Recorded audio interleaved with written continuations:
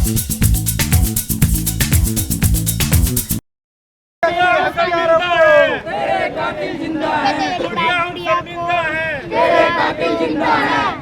को फांसी दो, फांसी दो, फांसी दो, दोषियों को फांसी दो, फांसी दो, फांसी दो। केजरीवाल शर्म करो, शर्म करो, शर्म करो, केजरीवाल शर्म करो, शर्म करो, शर्म करो। शर्म नहीं तो तुम मरो, हम एक हैं। जय भीम, जय भीम, जय जय जय भीम, जय भीम।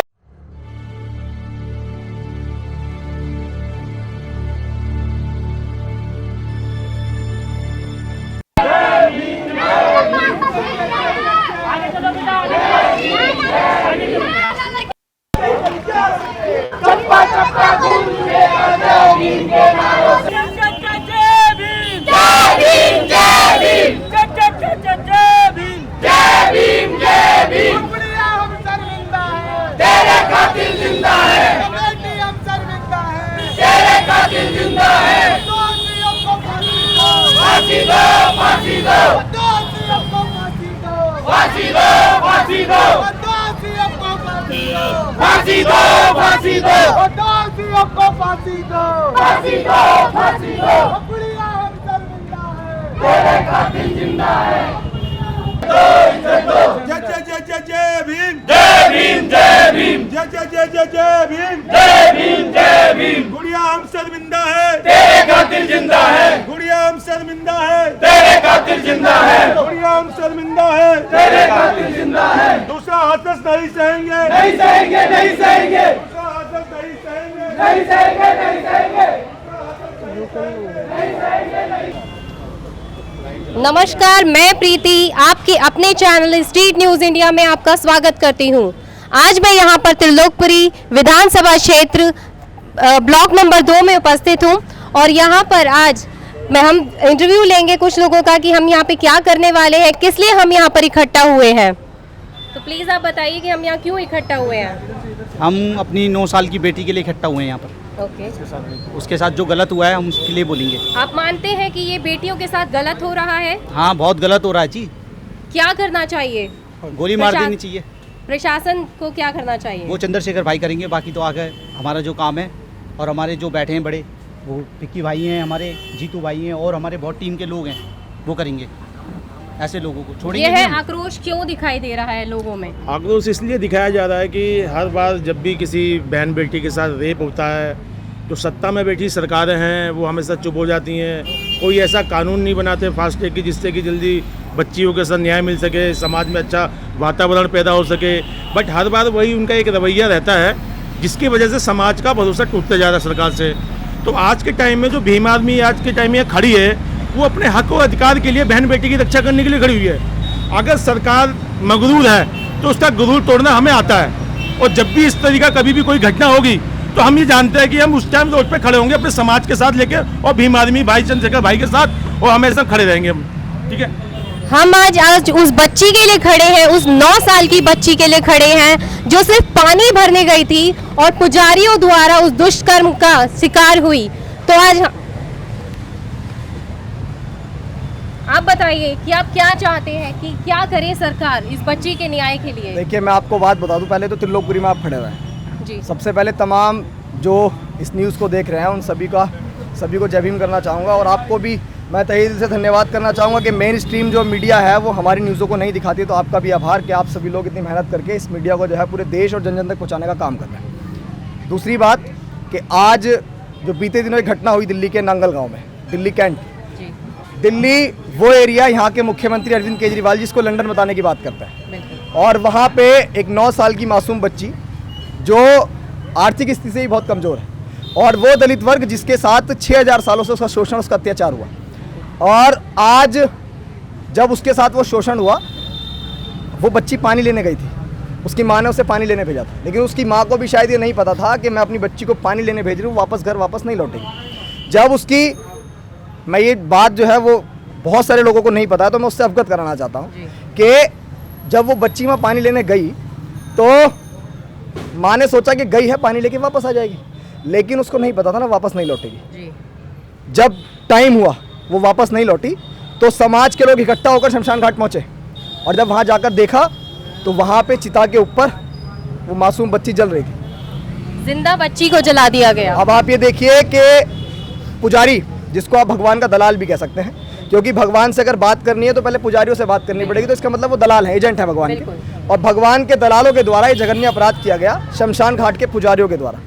उन्होंने उस मासूम बच्ची के साथ हैवानियत की जिसका वो शिकार हुई, उसके बाद उसको जिंदा जला दिया। और जब वहाँ लोग पहुँचे तो सिर्फ क्या मिला, 2 पैर मिले, सिर्फ 2 पैर, उसके पूरी राख थी और वो 2 पैर मिले। और ये घटना 1 साल पहले हाथरस के अंदर भी हुई। लेकिन बड़ा सवाल ये है कि बहन बेटियां सबकी बराबर होती हैं। हमारे महापुरुष बाबा साहेब डॉक्टर अंबेडकर ने, जिन्होंने महिलाओं को सिर्फ 4 दीवारी के अंदर कैद करके रखा जाता था, जिनको पढ़ने का, लिखने का, शिक्षा का अधिकार नहीं था, उनको सारे तमाम अधिकार दिए। तो हमारे महापुरुष ने हमें समानता सिखाई, एकता सिखाई। अगर यहाँ पे 9 साल की बच्ची दलित समाज की नहीं होकर सवर्ण समाज की भी होती तो हम उसी एकता के साथ, उसी ताकत के साथ वहाँ पहुँचते। लेकिन सवाल ये है कि आप लंबी लिस्ट उठा के देखिए, कहाँ पे सवर्ण समाज की महिलाओं के साथ या बच्चियों के साथ ये तमाम घटनाएं होती है। इससे ये पता लगता है कि हमारी बहन बेटियों के साथ जो घटनाएं हो रही हैं वो घटनाएं महज एक जो बिना उसके नहीं है, ये साजिशन हुई है।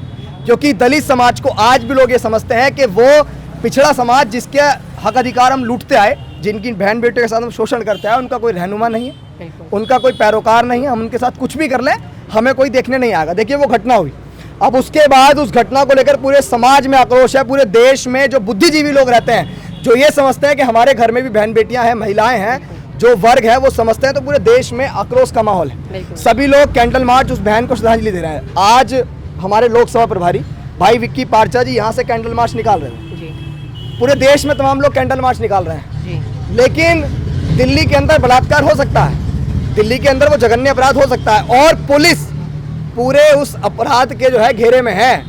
और वही पुलिस आज जब यहाँ पे कैंडल मार्च निकला, मुझे जानकारी मिली कि विक्की पारचा जी को और उनकी टीम को पुलिस ने हिरासत में ले लिया। क्यों लिया हिरासत में? क्योंकि हम उस मासूम बच्ची के हक के लिए जो है हक के लिए आवाज उठा रहे थे। अब आप ये देखिए कि ये लोकतंत्र है, लोकतंत्र में जनता मालिक होती है, यानी लोग अपनी आवाज नहीं उठा सकते, ऐसा लोकतंत्र है हमारा। अब यहाँ पे आप देखिए कि इंडियन कॉन्स्टिट्यूशन जिसको तार के, बच्ची का बलात्कार तो हो सकता है लेकिन उसके लिए हम आवाज नहीं उठा सकते हैं। वो पुलिस जो आज इस देश में गुंडाराज कर रही है, और वो गुंडाराज किसके इशारे पे चल रहा है सबको पता है। मैं नाम लूंगा तो आप पहचान जाएंगे कि मैं नरेंद्र मोदी की बात कर रहा हूँ। मैं नाम लूंगा तो आप पहचान जाएंगे कि मैं अमित शाह की बात कर रहा हूँ। वो तड़ीपार, क्या उसके घर में बहन बेटियां नहीं है? या जो प्रशासन है उसके घर में बहन बेटियां नहीं है? ये आंखों से जो है सुअर का बाल आप सभी लोग निकाल लें। वो दलित समाज, वो बहुजन समाज जिसके ऊपर सदियों से शोषण हुआ ना, वो चुप बैठने वाला नहीं है।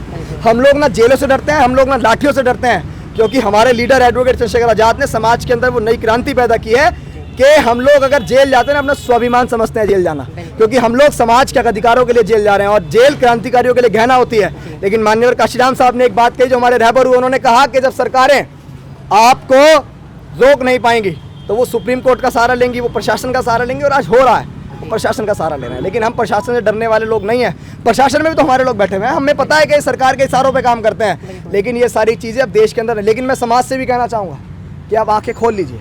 मैं चमार हूँ, मैं वाल्मीकि हूँ, मैं कोरी, कुर्मी, पासी, धोबी, धानु, कहीर, गडरिया, गुर्जर, जाट, नाई, यादव, तेली, तमोली, अहीर, खटीक, मुस्लिम, मैं 6743 जातियों में बटा हूँ। साथियों, जब तक आप बहुजन समाज नहीं बनेंगे ना, जब तक आप SC ST OBC माइनॉरिटी मिल 85% बहुजन समाज नहीं बनेंगे, जब तक आपके साथ हाथरस जैसा कांड, आपके साथ भाई रमन वाल्मीकि जैसा कांड, आपके साथ रोहित वेमुला जैसा कांड, आपके साथ पायल तड़वी जैसा कांड, और तमाम जो अत्याचार आपके साथ हो रहे हैं, आपके गुरुवर तोड़े जाते हैं, आपके जो आपका आरक्षण है उसके ऊपर जो वार किए जाते हैं, वो तमाम बार ऐसे होते रहेंगे। हो सकता है कि आप अगली बार ये सारी चीज़ें दिल्ली तक आई, आपके घर तक भी पहुँच सकते हैं। तिल्लोकपुरी के ब्लॉक, आपका मकान नंबर उसे छूटेगा नहीं, क्योंकि वो लोग शोषण आपकी जाति देख के कर रहे हैं। और आप जब तक जातिगत एकजुटता नहीं दिखाएंगे, आपका जो शोषण है वो अत्याचार खत्म नहीं होगा। प्रशासन से कहना चाहूँगा कि जिसके दबाव पे आप काम कर रहे हैं ना, वो दबाव भूलकर ये देखिए कि 9 साल की मासूम बच्ची के साथ जघन्य अपराध हुआ, और आप भी खुद इस घेरे में हैं। हम लोग नहीं जानते चेहरे से, हम लोग सिर्फ वर्दी को जानते हैं, और वर्दी ने अपराध किया है तो वर्दी वालों को शर्म भी करनी चाहिए। जय भीम। अरे जय जय जय जय जय भीम, जय भीम, जय भीम, अरे जय जय जय जय जय भीम, जय भीम, जय भीम। आप क्या कहना चाहेंगे इस बारे में? पहले तो सभी को क्रांतिकारी जय भीम। मैं यही कहना चाहूँगा, जैसे कि आज हम निकाल रहे थे अपनी बहन के लिए, गुड़िया के लिए हम एक मार्च निकाल रहे थे, कैंडल मार्च। इसको हम बड़ी ही शांतिपूर्ण निकाल रहे थे। कुछ मनुवादी लोगों ने वो बचा नहीं, क्योंकि वो लोग, उनकी भी बहन बेटियां हैं, बट उनके अंदर क्या वो लोग कौन सा बाल है ये मुझे नहीं पता। क्योंकि यह अपराध उनकी कहे तो बहुजन समाज पार्टी की एक बहुजन समाज की बच्ची के साथ हुआ है, किसी जनरल कैटेगरी के साथ नहीं, इसलिए शायद तभी तो वो कहले चुप हैं। भाई देखो, बहन बेटी तो हर किसी की है ना। बहन बेटी की इज्जत पे क्या एक जाति का थप्पा लगा होता है क्या? कि जब भी देखो क्या नाम क्या जो दलितों की बहनों को ये जो घटनाएं घटी जाती हैं, और हमने ये भी देखा कि हम जब कर रहे थे वहाँ, तो बहुत सारे लोग थे जो उसका विरोध कर रहे थे, बट हमें उनसे मतलब नहीं, क्योंकि हमें अपनी बहन बेटियों की इज्जत के लिए बात कर रहे हैं। और भीम आर्मी जहाँ भी हमारी बहन बेटियों के ऊपर कोई भी आज चाहिए, सबसे पहले भीम आर्मी उसका सबसे आगे खड़ी हुई। जैसे कि आपको पता होगा अभी मनीषा कांड हुआ था हाथरस में, बट वो मनीषा कांड अभी दिल्ली में भी हो रहा है। तो दिल्ली की सरकार क्या कर रही है? वो यहाँ पे क्या हमारे को बेवकूफ़ बनाने आई थी? हमारे से खाली वोट लेने आई थी? जब हमारे हक और अधिकार की बात होती है तो आके हमारे 10 लाख रुपए का एक वो बना देती है हमारे लोगों के लिए, और स्वर्ण जाति का कोई बंदा मरता है तो कोई 1-1 करोड़ रुपये दिया जाता है। ये भेदभाव क्यों हो रहा है? ये जातिवाद नहीं तो क्या है ये? और हमने जैसे कि हमने वो कर रहे थे प्रोटेस्ट, क्या नाम है, जो बहन के लिए मार्च निकाल रहे थे, वहाँ पर उन्होंने उसको फ़ोन किया थाने में, और हमारे को वहाँ से उन्होंने क्या नाम है वहाँ से लेके हमको थाने लेके आए। जैसा कि हम देख रहे हैं कि आज की जो बेटी है वो बिल्कुल सुरक्षित नहीं है। मैं ये जानना चाहती हूँ, मैं भी एक लड़की हूँ, और मैंने भी सुना है कि बोलते हैं कि जो बड़ी बड़ी लड़कियाँ होती है ना, वो शॉर्ट कपड़े पहनकर निकलती है, तब लोगों का मन मचलता है और उस कारण से बलात्कार होते हैं। मैं जानना चाहती हूँ, क्या ये बच्ची ने छोटे कपड़े पहने हुए थे, या 9 साल की बच्ची, क्या वो उसके ऊपर किसी की गंदी नज़र कौन ही सोच सकता है? और हमारा प्रशासन ऐसा है कि इन चीज़ों को बिल्कुल नज़रअंदाज करके बैठा है। क्यों? मैं जानती हूँ क्यों इस चीज़ के लिए प्रशासन नहीं जाग रहा है। आप में से कोई और कुछ कहना चाहते हैं? सभी को तो मैं सबसे पहले क्रांतिकारी जय भीम बोलना चाहूँगा। मैं अपने जो हमारे देश के प्रधानमंत्री मोदी जी हैं, पहले तो मैं उनके लिए बोलना चाहूँगा कि वो ड्रामा करते हैं। पहले तो एक गरीब महिला का पैर धोते हैं बनारस में जाके। पीवी सिंधु मेडल लेके आ जाती है ओलंपिक में, उसको मेडल के लिए उसको प्रोत्साहन करते हैं, जो होना भी चाहिए।